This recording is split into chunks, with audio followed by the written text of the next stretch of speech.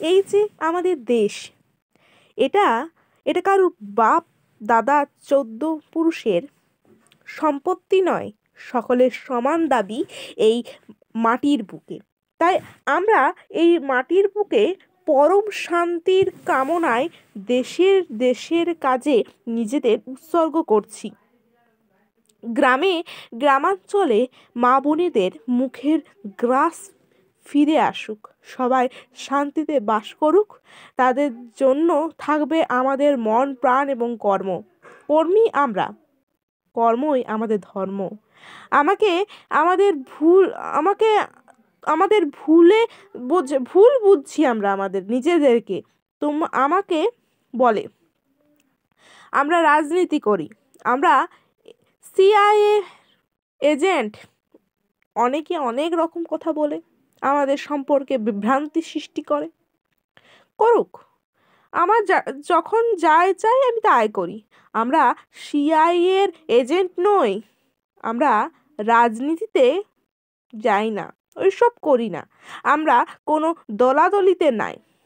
তবে তবে এটা যেন কেউ ভুলে না যায় যে আজকে রাজনীতির মাঠে যতই দলেই থাকুক না কেন, তোমরা নিশ্চিত থাকবে আজ সন্তান দল কয়েক কোটিতে দাঁড়িয়ে গেছে। তারা তারা মরতে যেমন পারে, দরকার বোধে মারতেও পারে, কিন্তু তারা মারবে কাকে? আক্রমণকারীকে। যখন আমরা আক্রান্ত হব, ঘরে ডাকাত এরে আক্রমণকারীকে আমরা ছাড়ব না। হ্যাঁ, আক্রমণকারী যেই হোক না কেন আমরা তাকে ছাড়ব না। আমরা আমরা তার বিরুদ্ধে ঝগড়া করতে যাব না। খুন আমাদের ধর্ম নয়, কিন্তু কেউ বা কারা এসে যদি অযথা মারপিট করে, অযথা অত্যাচার করে, অযথা নির্যাতন করে, অযথা যদি আমাদের ওপর গালিগালাজ করে, তবে দেশের মধ্যে অভাব সৃষ্টি করে, অযথাই যদি এই দেশের শান্তি ভঙ্গ করে, তখন আমরা বুঝবো আমরা আক্রান্ত।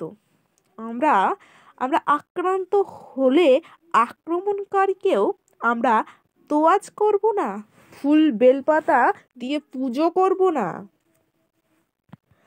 আমাদের দেবদেবীর মূর্তির হাতে অস্ত্র আছে, আমাদের দেবদেবীদের মূর্তিরাও যেইভাবে সমাজের বুকে লাঠি দিয়ে অস্ত্র দিয়ে সশস্ত্র বিপ্লবীদের মাধ্যমে সমাজের দানবদের শায়েস্তা করেছিল, ঠিক সেই পথে আমরা এগিয়ে যাব।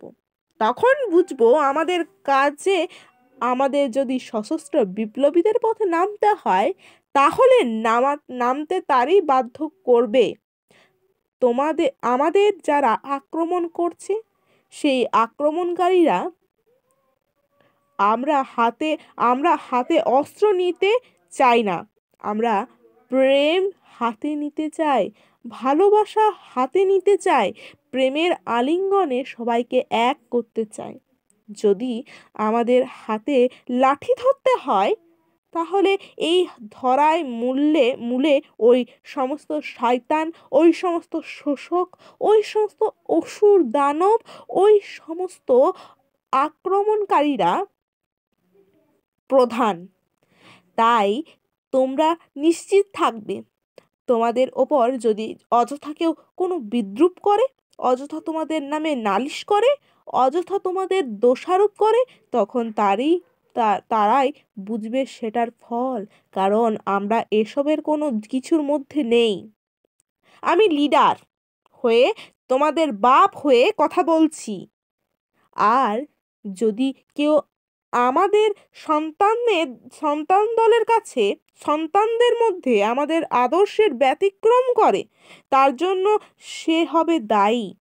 আমরা দায়ী হব না, সন্তান দল তার জন্য দায়ী নয়, বেদনীতি দায়ী নয়। তাই তোমরা উস্কিনিমূলক কোনো কথা বলবে না, কাউকে উস্কিনি দেবে না, কোনো রকম কোনো কিছুতে যাবে না, সবার সাথে মিলে রেখে ভালোবেসে কাজ করে যাবে। অনেক আঘাত পাবে, অনেক নির্যাতন পাবে, অনেক অশান্তি পাবে, আবার বাধারও সৃষ্টি হবে তোমার চলার পথে। আমরা নীরব কর্মী, নীরবে সহ্য করে যাব, কারণ যে রক্তে কথা বলছে এই রক্ত হলো মার খেয়ে নাম যাচ্ছে গৌর নিত্যানন্দ। সেই রক্তের রক্ত আজ তোমাদের সাথে কথা বলছে। সুতরাং সেই হিসেবে তোমরা সব কিছু সুন্দরভাবে পালন করে মহাকাশের মহানাম রাম ও নারায়ণ রাম করে যাবে। এই রাম ও নারায়ণ রাম শুধু ওখানকার খোল পিটানো নাম নয়, মহাকাশের মহান বিরাট অর্থবোধে এই নাম। এই এই নামের অর্থ রয়েছে সমাজকে রক্ষা করো, সমাজকে রক্ষা করো, বেদ মন্ত্র। এই রামনারায়ণ রাম শুধু এখানকার নাম নয়, বুঝতে পেরেছো? রা এর অর্থ হলো বিরাট, ম এর অর্থ হলো বিরাট। এই বিরাট অর্থবোধে তোমরা সেই মহানাম করে যাবে। রা হচ্ছে তো সমাজকে রক্ষা করো, ম হচ্ছে সেই সমাজকে মহান আকাশ হতে হয় সেই শব্দধ্বনি আসছে তোমাদের কাছে। তোমরা সব এক আত্মা, সেই নাম করো। হ্যাঁ, তোমরা কোনো রকম হিংসা বিদ্বেষ ভিতরে না রেখে সবাইকে সজাগ করে দাও। ঘুমন্তকে সজাগ করো, অজানাকে অজ্ঞাতকে আলোর পথ দেখাও। তোমরা অযথা কোনো কাজ করতে যেও না, তোমরা সেইভাবে সবাইকে আহ্বান করো, সেই আহ্বান সবাই আসবে, কেউ দ্বিধাগ্রস্ত হবে না। দলগত বোধ, সাম্প্রদায়িকতা সব ভুলে যাও। আগুন যখন লাগে তখন কোনো দল থাকে না, সবাই আগুন নিভানোর কাজে ঝাঁপিয়ে পড়ে।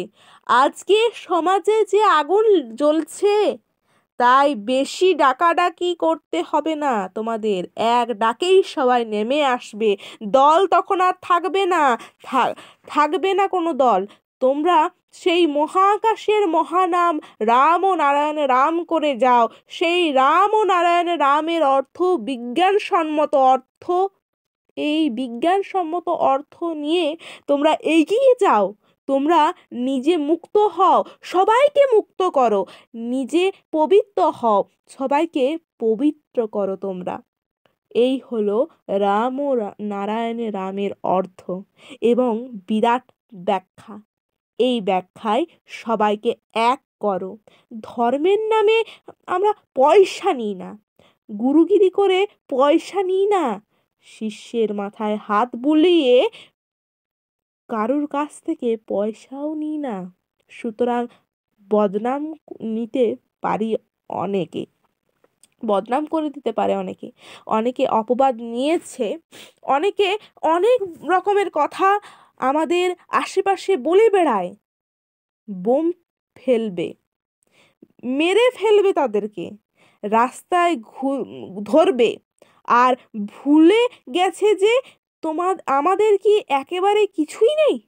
আমাদের কোনো কিছুই নেই? আমরা চুপ করে থাকি? কার সাথে ঝগড়া করব? এখানে ঝগড়া করার অর্থ নিজেদের লজ্জা। কত রকম কথাবার্তা বলে, নানা জায়গায় বোম ফেলবে, রাস্তায় গাড়ি করে গেলে গাড়িতে আক্রমণ করবে, গাড়িতে ঝঞ্ঝাট সৃষ্টি করবে, নানা দিক থেকে আমাদের বিব্রত করার জন্য, উস্কানি দেওয়ার জন্য, কত উস্কানি দেওয়ার জন্য সব দাঁড়িয়ে আছে। কিন্তু ভুলে গেছে যে আমরা এসবের মধ্যে হস্তক্ষেপ করি না, আমরা কারোর শান্তি বিঘ্ন করি না, কারোকে কোনো অশান্তি দিই না, কোনো ঝঞ্ঝাটে যাই না, কারোর কোনো কাজে কোনো রকম কোনো বাধার সৃষ্টি করি না। আমরা যে কোনো যত জায়গায় যাই না কেন অশান্তি দিই না কারোর সাথে।